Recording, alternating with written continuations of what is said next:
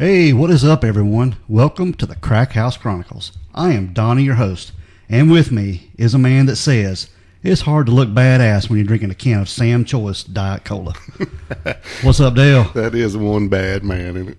Oh, yeah, he's very confident in himself. That is for sure, dude. How about some Mountain Thunder or Mountain Moon Drops? Or all them Sam's Choice Colas. Woo, Sam. What's going on, dude? Oh, not much, buddy. What you up to? Oh, ready to do another episode. You got any shout-outs for us or anything? Anything cool to talk about before we get started? Yeah. I just met back up with a buddy of mine, Brandon. Used to be a drummer around here with Sunday Lefford Band. Talked to him the other day, and he wanted me to send him a couple shirts out, so I thought I'd give him a shout-out to Brandon out in Salt Lake. Old B-Stick, glad you're on board, buddy. And another one I want to get out to a friend of mine over in England, over in the UK, to Nikki in Norwich, Norfolk, in the UK. All right, across the pond. Yeah, thanks for listening, Nick. That's it. We appreciate everyone who listens to us. And sadly enough, we got some news this week that my favorite drummer of all time, Neil Peart, passed away, brain cancer. Just, man, I hate that. That just floored me. It did. Bad stuff, brother. I know you're a big Rush fan. You actually one brought me on the Rush train way back when. Way back in the day, man. I'm talking about on a 4-hour ride in a Chevette. I'll tell you, I have seen Rush 4 times, and that is by far the best show I've ever seen. Yeah, I've seen them a few times myself. Yeah, I mean, it's just a heck of a show. It's like if you're not a Rush fan, you would appreciate seeing them in concert. Right. It's just awesome. All right, Dale, we're going to get into this week's episode. And, I say this every time we get ready to do an episode, but this one is pretty twisted. Yeah. There's a lot of players in it. It's a North Carolina case, which I like mysteries and different things that happen local. Yeah, it's just, about an hour up the road, a little bit? Yeah, and this stems from Asheville, North Carolina. Right. And this is the disappearance of Zebb Quinn. All right, Dale. Zebb was born on May the 12th, 1981. And today he would be 38 years old. At the time, he was 18 years old. And just this month, actually January the 2nd of this month, is his 20th anniversary of his disappearance. Yep. So this has been going for 20 years. And just recently, there's been some developments in the case that we're going to get into a little bit later on. This case, man, just blows my mind. Yeah, there are a lot of players in this. If you want some suspects, we got plenty of them. And we're going to go through this case pretty good, try to hit every character and every player in this case and talk about them and theories and things going on. And there are all kinds. All right. Zebb was 5'9" to 5'10", depending on what you read. He was 165 pounds. And at the time of his disappearance, he was wearing a white T-shirt with a plaid button-down shirt, Tommy Hilfiger jeans, or some type of khaki pants. It's really hard to determine because he was employed at Walmart in Asheville. And he was also wearing a gold chain necklace. Zebb has a medical condition, Dale, and it's been described as an unspecified organizational learning disability. And I don't know what all that includes. Right. I don't know if that made him, sort of recluse, or I don't know if that's the proper term for it. What do you think? Or like an introvert, maybe. Yeah, maybe a little withdrawn or something. Yeah. But he was very trusting of people. And according to the Disappeared TV show that they done a segment on, that even the title of it was Just a Good Guy. He seems like it would be. Yeah, he was just an all-around very good guy. He was very close with his sister and his mother. Yeah. And I don't think his father was in the picture. I don't think he had much to do with his father at all. No, he was around town still, but I think they separated when he was fairly young.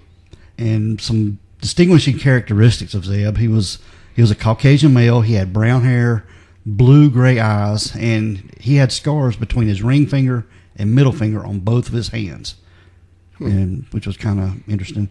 And he also wore contact lenses.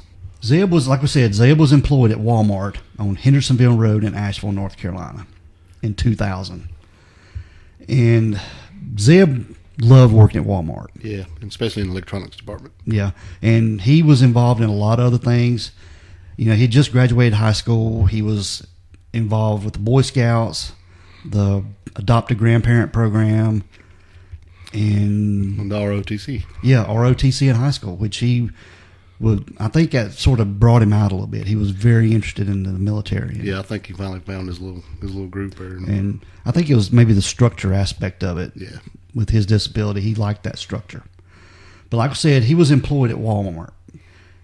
And he was just part-time, but he would tend to work a lot of hours. Yeah, taking extra shifts, working almost up to 40 hours a week. Mm-hmm. And hard worker, great employee. Everybody loved him, seems so. And he was actually working to save up money to buy a car. Yeah. He was driving a Mazda Protege, which, that's not a chick magnet car.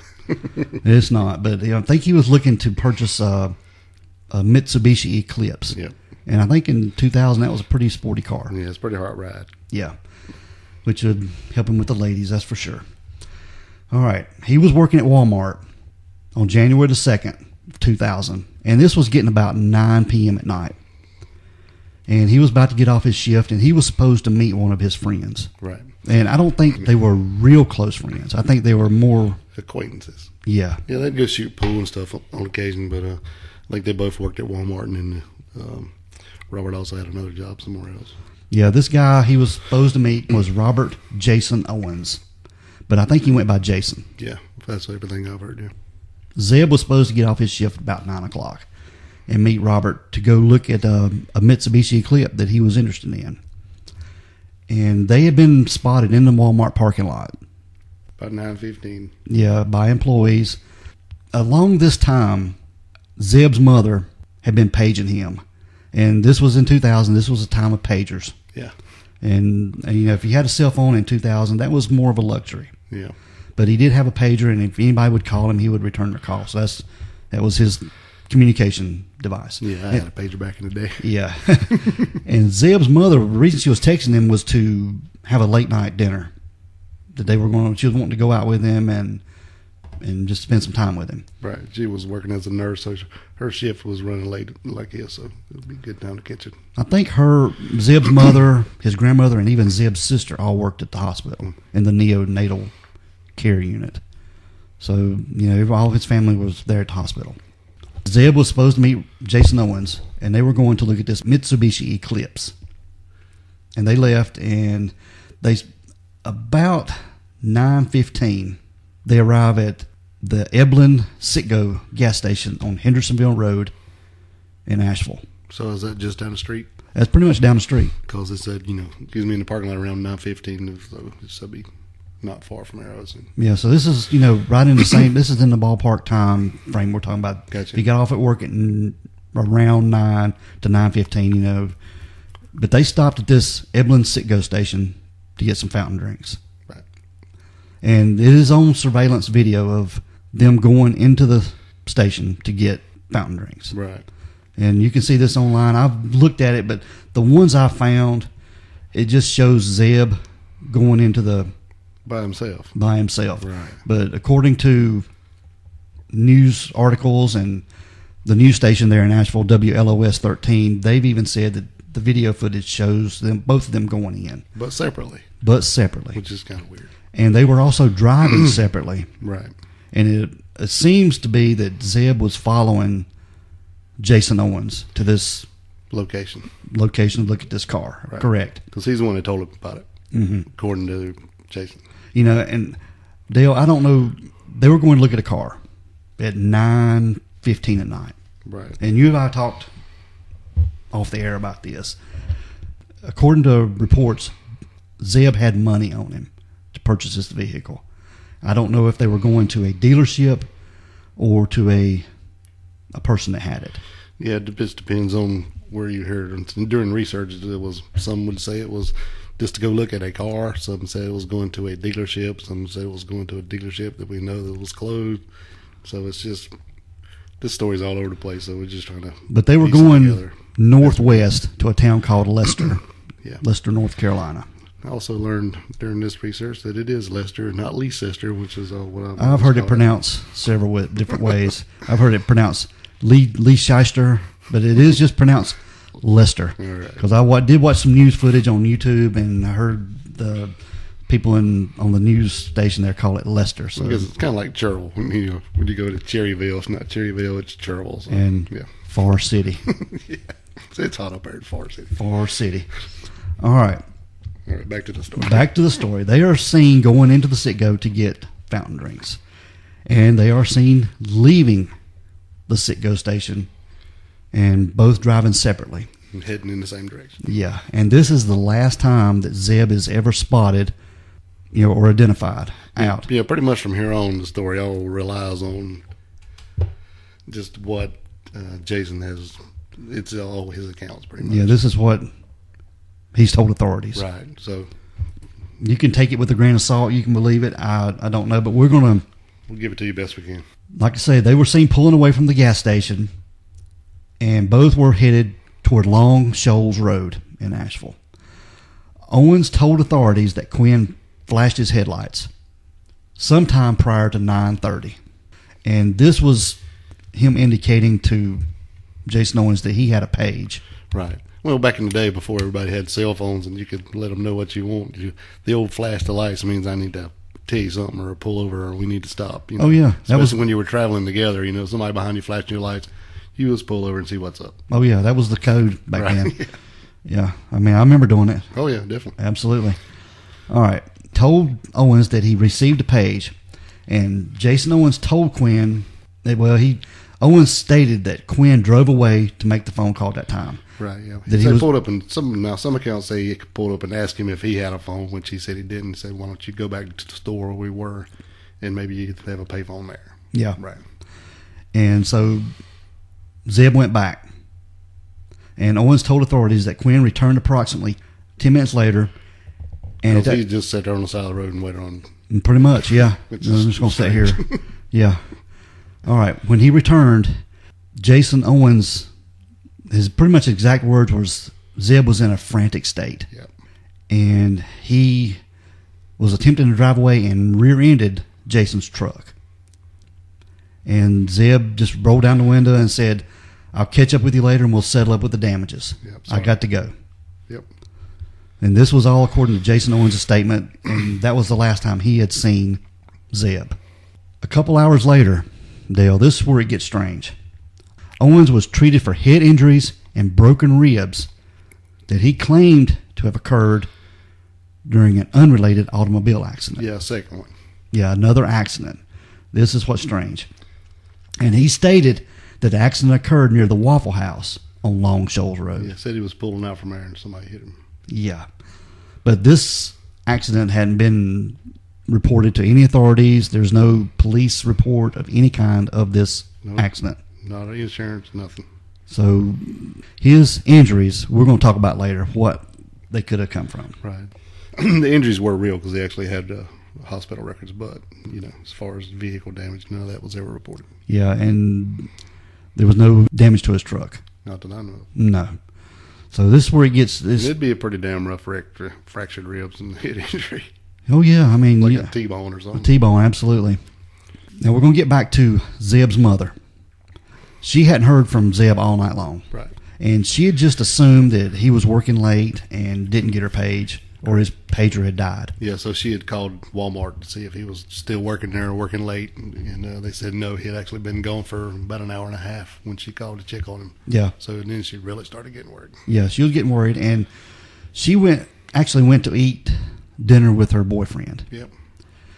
They went home that night, and she didn't sleep hardly any. She would wake up about every hour to page Zebb. And the next day, it got even worse. So she went to the authorities the next day and filed a missing persons report for her son. Correct. Now, 2 days later, they're at Walmart. A phone call comes in to the electronics department where Zebb worked. And the phone call was picked up by a woman named Patty King. And Patty and Zebb had worked together at this Walmart for a couple of years, and they knew each other pretty well. She was his manager, wasn't she? Yeah, I think she was the manager. But she had talked to Zebb quite a bit. She knew his voice, but the person on the other end of the phone was not Zebb. No, and she knew it right away. And I don't know, Patty deserves some kind of medal or something for this. I mean, or some kind of, for her foresight in this. Yeah, she was on her toes. Yeah, absolutely. This was back in the day A lot of people in our generation know what Star 69 is, and Star 67 we're going to talk about later. But Star 69 is where you can find out who your previous caller was. Yeah, like if you was walking in the door back before cell phones, is only had landlines and the phone was ringing, and you didn't get to it in time. You could just pick it up and hit Star 69, and it would tell you what the last number that called was. So then you could call them back. Yeah. So Patty was talking to this person on the phone, and this person was telling her that this is Zebb Quinn, and I won't be at work today. Yeah, I'm sick.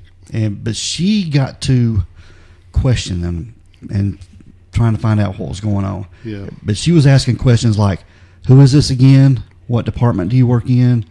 What's your schedule, what hours? Who is your supervisor? Just keeping them on the line. Yeah, because I think she was maybe going to go to another department. The phone she was on wasn't able to call out. Correct. And she was trying to get to another department, to another phone. To the jewelry department. Yeah. Yeah, because they had a line that would actually call in and out. Yeah. So she kept them on the line until she got there, and then finally she ended up ending the conversation and directly grabbing the other phone and hitting Star 69 so she would know where that number come from before another call came in. Exactly. That was brilliant. Freaking brilliant on her part.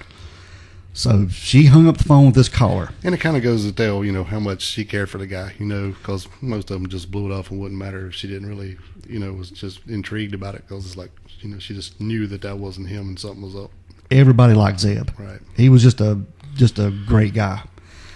So she calls back, does a Star 69, and finds out where this phone call came from, Dale. And it came from the Volvo plant. Mm-hmm. Robert Jason Owens was employed at the Volvo plant. This wasn't a car plant. This is where they made big equipment. Yeah. Like construction equipment. Yeah, Volvo construction equipment. So she contacted Zebb's mother. Yeah, so some of the employees kind of put it together. They knew that Jason had worked part-time at Walmart, but he also worked there, so it kind of red flagged him. Yeah. Especially they knew they left together, Mm-hmm. All right. So then she called his mom, right? Yeah, she had called his relatives. She called his mom to tell her what had happened. It was on fishy phone calls just come in. Exactly. And then she directly called the cops. Yeah. So they've got all this evidence, this thing going on right here. The authorities went to Robert Jason Owens. Yep. And they asked him about the phone call, and he admitted he had made the phone call. Yeah. That Zebb had asked him to call in for him, which I don't understand. No. I have never called in sick for anybody else. No. Unless, if somebody I knew that, if it was one of my kids or something that was just deathly sick and couldn't call in. Right. It's something like that. But just well, it's not like you have your wife call in or something where you don't want to get up and call in to work. I'm not going. Not one of your friends or people who don't live directly in your house. But these guys were just acquaintances. They weren't good friends. Right. Yeah. So nobody's believing it just out of the blue that Zebb would call him up and go, "Hey man, how about calling in for me? I don't really want to call him. I'm gonna call you for you to call in sick for me." Yeah, it just didn't make any sense at all. Yeah. And then him for just admit it right off the bat was also weird to me. Yeah, I don't get that either. All right, Dale. During the investigation of this page that Zebb got that night, they had discovered that it came from Zebb's aunt. And this wasn't his mother's sister. This was his paternal aunt, his father's sister. Right. And I think her name was Ina Eustage. Yeah. And they weren't real close at all. Yeah, so that was kind of weird to me. Like, why would she even have his pager number? Yeah, that don't make no sense to me at all. But the page came from her home. And what's weird about this, Zebb had a love interest. The authorities found out. Right. And this girl's name was Misty Taylor. Right. I don't think she was as much into Zebb as Zebb was into her. No, I think he was more infatuated that somebody would actually talk to him. Yeah. And Misty, she had a boyfriend. Yeah. And she also had a child. Yeah, with this boyfriend. And it had been reported that this boyfriend, his name was Wesley Smith, he was kind of verbally abusive. I'm not sure if he was physically abusive, but they did have a child together. Right. And I think, from all accounts that I've read, that she just used Zebb as A shoulder to lean on or something. Yeah, or somebody just to talk to. Yeah, have a set of ears to tell her problems. And maybe Zebb, with his learning disability, took it as a little bit more of a relationship than what she considered it as. Right. Did you ever see anywhere to where they met? Yes, I did. Okay. Misty's mother worked at a restaurant that Zebb's mother's boyfriend owned. Okay. If you can keep that straight. Yeah. If I can just clear it up a little bit more.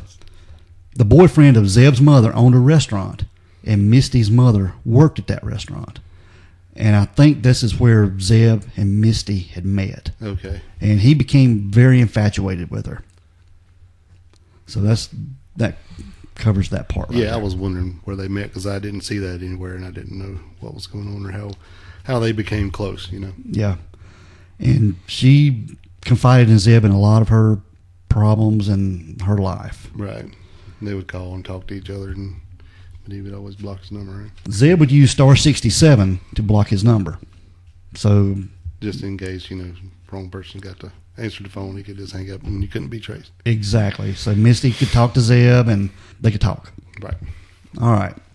Let's get back to the page that Zebb had received that night when he was going to look at that car. Right. When he came back so frantic, this is where they after checking phone records, they figured out where the page had actually came from. And the page came from an aunt of Zebb. So it would be from her home phone. Yeah, this Correct. is still landline time. Yeah. And it came from her home. But his aunt wasn't at home at the time. She was actually at a meeting with Misty's mother. Right. They were planning to get into the restaurant business themselves. Correct. So she wasn't even at home that night when the page came from her home. Yeah, it's kind of weird, too, because they were having this meeting or talk or dinner or whatever it was discussing this possible restaurant. Misty and Wesley was also there at the same dinner, right? Yeah. Yeah. So all these people were there at one place. Yeah. So I just wonder, if Wesley and Misty knew that Ina was Zebb's aunt. I just wonder. I'm sure she did. Yeah. I'm sure Misty knew. Yeah. Yeah. But that's where the call came from, or the page came from. Right. All right. Which is weird to me. Yeah. A couple of days later, Zebb's aunt, Ina Eustich, had filed a police report stating that her home had been broken into, Dale. Right. And there wasn't anything missing, but it appeared some stuff had been moved around. Yeah, picture frames and some items and stuff, which is kind of strange. Yeah. I just wonder if they took any fingerprints or anything like that when they came out and done anything like that. Good question. Fingerprints on the phone. Should have. Yeah. Well, I guess if it's depending on how many days later it was or how much time had elapsed. This is true. All right. So what we're thinking here, somebody broke in the house to use her phone? That's what they're thinking. Or is that at least what she's wanting them to think or something? I don't know. But Ina wasn't close to Zebb. Right. I mean, this was, like we said, this was his father's sister. And I don't even know if she had his page number. Right. That's what I was weird. No. So I was like, but we can get into that later. Yeah. So it just makes it very weird. Right. On January the 6th, 2000. Which is 4 days after disappearance. Yeah. Zebb's mother had received a phone call from a fellow nurse at the Asheville hospital where she worked, telling her that she had seen Zebb's Mazda protege in the parking lot at the Little Pigs barbecue. And this was right across the road from the hospital she worked at. Right. She was a former classmate of Zebb, so she knew his car and stuff. Yes. Yeah. Yeah, and his mom. So the police examined the car. This is weird. Very weird. Now the headlights were still on the car, which makes me wonder if whoever left the car made it visible to spot. Maybe they were wanting Zebb's mother to spot this car. Yeah. Since it was right there adjacent to the hospital. So you think whoever it is, they knew her or knew where she worked. Yeah. Now this is where it gets even stranger. They get inside the car, Dale. There is a jacket in there that doesn't belong to Zebb. Right. They find some water bottles, a hotel key card. No name. No name, no kind of hotel name on it at all. And it makes me wonder, did they check that for prints? Did they check the car for prints? Because, and also the driver's seat was pushed way up under the steering wheel. Like a small person. That's why it was pushed all the way up under the steering wheel. Correct. And also in the car was a lab puppy, about a 3-month-old puppy. Yeah, live. Female puppy. And this was in January, so the dog would have had worried about getting killed in the car from the heat. Right. And the car couldn't have been there that long with the headlights still on. Right, because it hadn't killed a battery yet. Yeah. But there was a lab puppy dog in there, about 3 months old. And also, well, the dog didn't belong to Zebb at all. They don't know where the dog came from. They checked all kennels, adoption agencies around, and that dog didn't come from anything like that. Mm.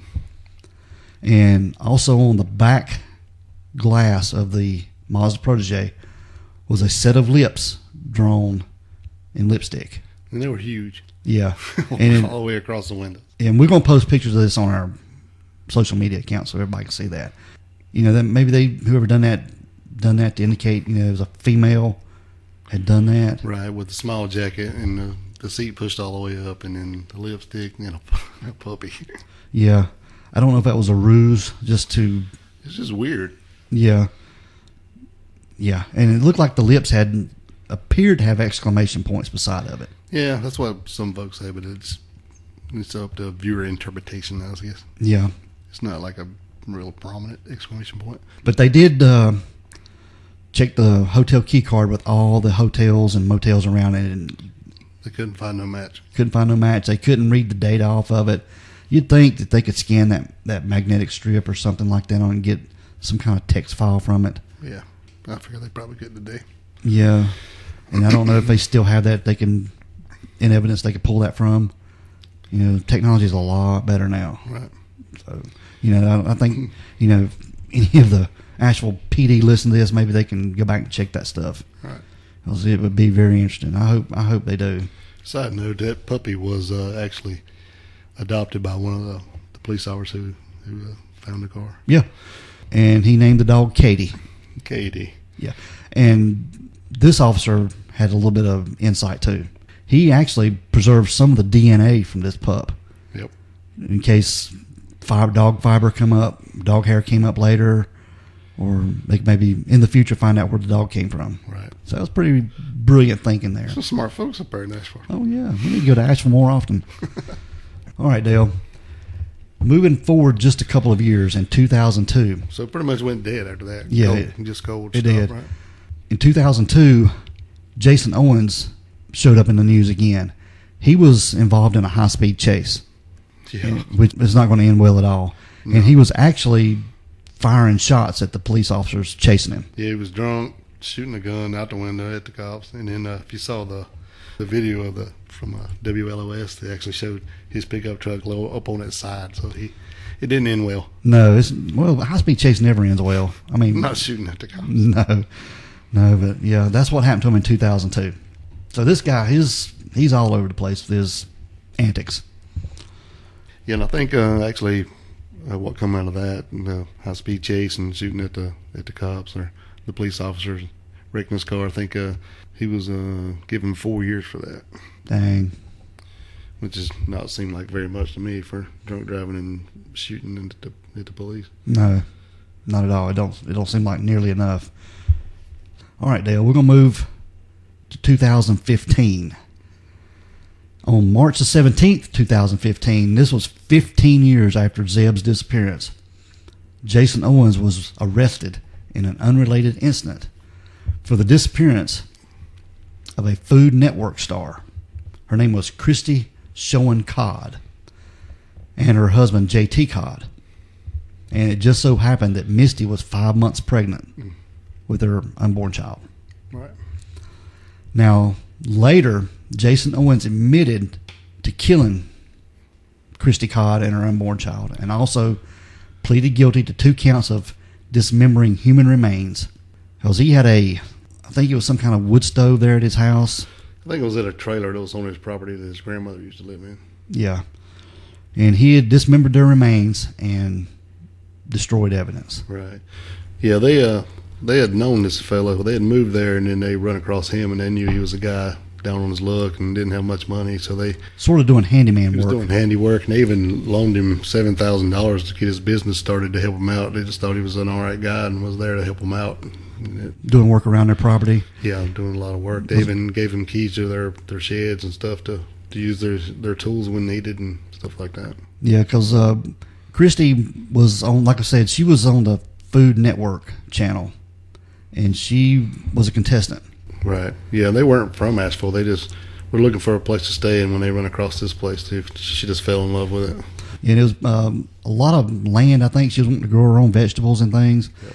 And I've seen a picture of their house online, and it's not a really big house for, I think right what you would think. Yeah, I think they were pretty well to do, but it was a modest home, and I think they had a lot of land. Yeah. Yeah.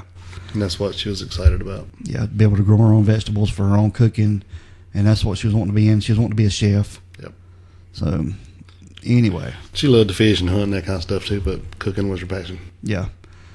Now, Owens was sentenced on April the 27th, 2017 to spend 60 to 75 years in prison without the possibility of parole for this crime. It was really weird, though, because the way it happened, or the way he said it happened, he accidentally hit him with his truck and killed both of them. Well, he actually said he hit JT with his truck. It killed JT, and then just what he said, you can't believe anything he says. It hurt Christy, and he said he carried her in the home to try life-saving measures, try to CPR and all that stuff, but it didn't work. And then she died, I guess? Yeah, she died. Now, going back a little bit, do what? So he accidentally ran, I don't know. So he accidentally ran him over with his truck. And then, in fear of going back to prison, he decides the best way to do this is to dismember them and take them to a trailer on his property and burn them in the wood stove. Yeah. Okay. Yes, I was making sure I was following. That's brilliant. I mean, he's out of prison. He's got a job, but they're helping him out all they can. Yeah. And what's wrong? If he does that, what's wrong with saying it was an accident? Right. Call the authorities right then. But no, Jason Owens he's out there. Yeah. This way of thinking is just backwards. He even took some of their belongings and pawned them and hid their vehicle like it looked like a robbery or something. Mm-hmm. But the way this came about was a neighbor had spotted a suspicious man dumping big trash bags into a container. Mm. And when they had investigated this trash dumpster, they had found belongings of the Codds, even Christy's identification and some of their other belongings. The Todds were supposed to go to Mississippi to a family gathering at the time their murder took place, Dale. Right. And a day later, Christy's dad had called up to Asheville to have the police to go in for a welfare check just to find out, because they weren't answering any calls or anything like that. So they go in and they weren't there. The dogs are there. Everything else is good around the property. The dogs don't look like they've been without for very long. Right. So they do a welfare check and there's nothing found of them. No, just found the dogs. But it did say they found her purse and his wallet, some stuff that they would have taken if they had left to go on this trip, including the dogs. Yeah. Or at least, put them up or boarded them or whatever. But they were just running free in the house. Now, to date, Dale, no motive has been established for the murders. The exact nature of their murder has not been released. And authorities undertook a search of Owens' property, and the couple's remains were found in his wood stove, and it concluded that the couple had been killed on March the 12th. Also, Dale, Jason Owens' double-wide trailer suspiciously burned down on March the 24th, 2015. And on August the 4th, it was reported that the state of North Carolina would be seeking the death penalty for Owens if he's convicted. But I think he did admit to murdering them, which got him out of the death penalty. Right. And he was spent to serve 59 and a half years to a maximum of 74 and a half years in prison for their murder. So he got out of the death penalty. All right, Dale. On July the 10th, 2017, the Buncombe County Grand Jury returned an indictment charging Jason Owens with first-degree murder for the death of Zebb Quinn. Now, his remains have never been found. His body has never been found. And according to Asheville Police Department, this indictment is a result of years of investigation work and persistence by detectives of the Asheville PD, as well as ongoing partnerships with members of the Quinn family and the Buncombe County District Attorney's Office. Right. I wonder if this comes from where, they said that his neighbors or his relatives, one said that once he was building what he said was a fish pond on his property. Yeah. But it was like a bunch of concrete and stuff. But it was like an 8 foot by 8 foot concrete slab he was putting out. But see, the where he was putting this slab wasn't even near the home. Right, so it wouldn't be right for a fish. You couldn't, what do you call it? Enjoy it, yes. From the house. It was like several yards from the house. I mean, it wasn't even close to the house. And then later, he just went ahead and put dirt back over top of it. Yeah. So it makes you wonder if he was burying something under the concrete slab. Yeah, because they went later, didn't they, and dig that up? And once they found out about it. Yeah, they found fragments of clothing. Numerous plastic bags containing possibly pulverized lime.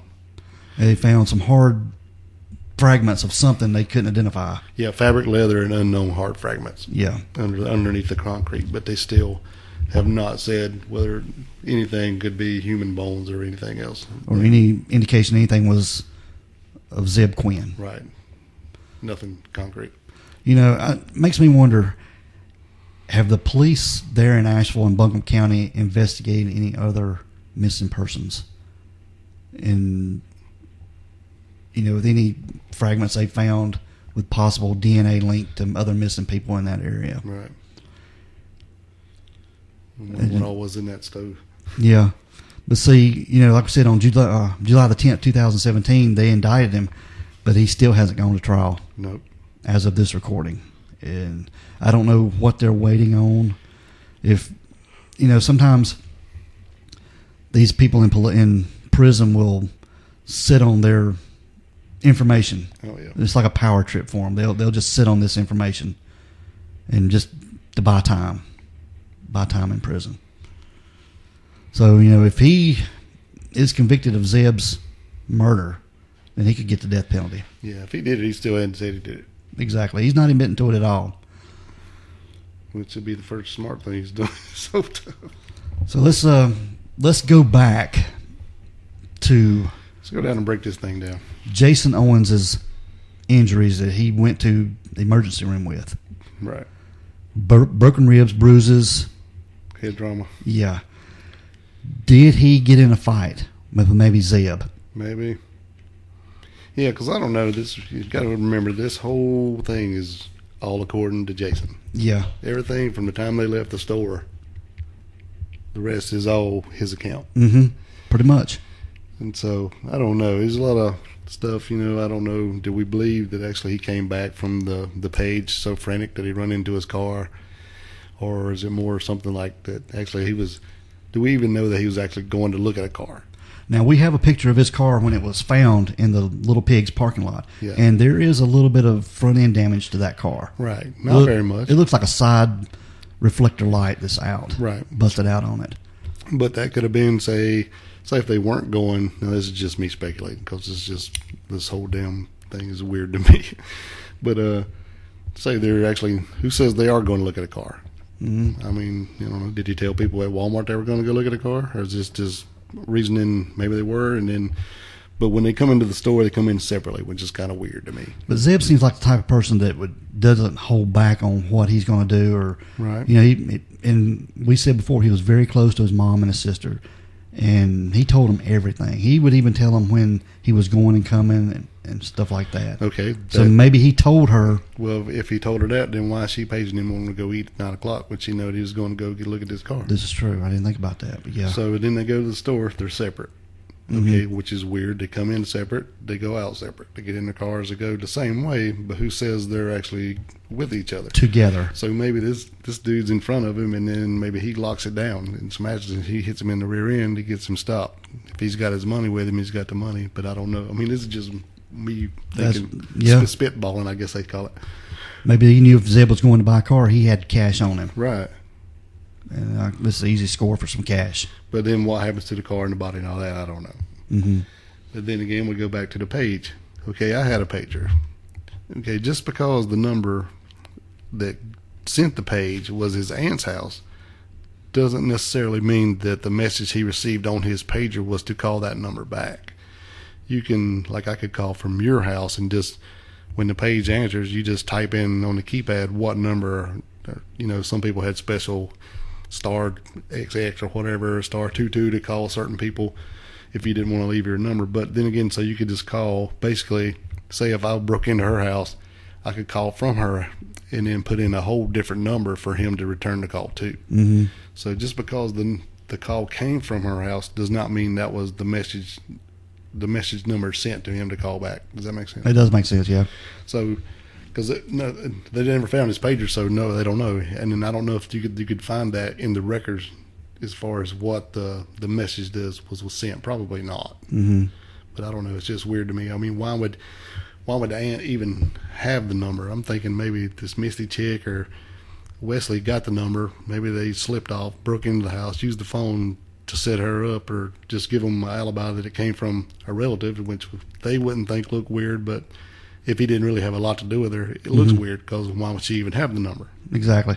Now this is just all craziness coming out of my head. Misty's boyfriend, Wesley Smith, he was very jealous. Yep. He was there was one time that Zebb had called Misty and forgot to use the star 67. Yep. And I'm pretty sure that maybe Wesley found out about this. This is where she found out she was talking to Zebb. So maybe the number is called, and he called back, and then he calls, and it's her number, Misty's. Yeah. And then that's why he's frantic. Well, this is going on, whatever. So then he flies there, and then maybe Wesley takes him out. Yeah. Because Jason Owens has admitted to killing the Codds. Right. But he said he's adamant to this day he didn't have anything to do with Zebb's disappearance. So maybe he wasn't lying. He took off to go, but he went to go and help Misty, because that's something he would do. Mm-hmm. If she got a distress call, and that was the pager number, and that's why he had to go call right now, because maybe he thinks that Wesley's beating her up or something. Yeah. And then it's just a setup. Mm-hmm. Maybe Misty didn't know nothing about it. Maybe, that was the call. He answers, look, this is what I'm doing, and he takes off to go find her. I mean, this is how infatuated Zebb was with Misty. Right. There was one time that he took her child, and another child that she was babysitting to the mall to go shopping. So they were seen in public together. Right. And so it wasn't just phone call infatuation. Yeah, they were spending some time together. And in Zebb's eyes, that was, she was really interested in him. Right. And he was doing for her, and that made him happy. But to her, he was just a friend. As far as we know. And Wesley, the boyfriend, the father of... He wasn't having it. Yeah, he wasn't putting up with it. Even though Zebb was, had some disability issues. Now, this goes back to the injuries, is what you were bringing up. So Jason Owens is... Yeah. So if the thing was that he went back to the Wesley guy, how did this guy get beat up? Or whatever happened to him. Mm-hmm. So I don't know. They didn't know each other. As far as anything I could find, that Wesley and Jason had no knowledge of each other. They didn't. Yeah. They weren't friends, or they didn't know each other. So I don't think it was a setup for them two, to get him. Mm-hmm. Right. But I don't know. Maybe he tried to get the money and Zebb beat his ass. I don't know. But then what would happen to him? It's everything's so confusing, and nobody knows nothing. Mm-hmm. It's just like he pulled over the side of the road. He hit his car, left, and vanished until the car shows up with the lipstick on the back, and that's it. Jason Owens calling in for Zebb, sick, to work. Right. So he knows he's disappeared. Yeah. Oh, he knows. So he knows more than he's saying. And he also used Christy's phone to text her family saying they wouldn't be coming to Mississippi for the gathering. Right. So that's like an MO for him. Yeah. To try to give himself time to buy time. Yep. Yeah. So that's makes me one thing lean toward Jason Owens. That's his thing. Right. Right. But the Misty and Wesley part of it, especially the Wesley being jealous of Zebb, that's something there. I don't know. They were there that night, the same night that Zebb disappeared. They were with his aunt. Yeah, with Zebb's aunt. So then who made the call? Yeah. But all three of them, they have that alibi. Right. Zebb's aunt, Which is weird. Misty, and Wesley. This happened to all be the same place at the same time when Yeah. somebody's making a phone call from her house. Mm-hmm. And it couldn't be Jason making a phone call because he was there on the side of the road. Mm-hmm. Supposedly, according to Jason. Yeah. So yeah, it's a strange tale. But like we said, Jason has been indicted for the murder of Zebb. And I don't know if this is just a way to maybe fish out some things, get him to confess. Or did they find more there than they're letting on? Or to let him spill more evidence. Now, I knew they said that right after this that his dad, Zebb's dad, had actually threatened the aunt and said, that he didn't know what was going on, and I know you're my family, but he's my son. And if I find out you had anything to do with this, I will cripple you. So every time you take a step and hobble, you'll think of him. Mm-hmm. So even though they weren't close, that was just still his.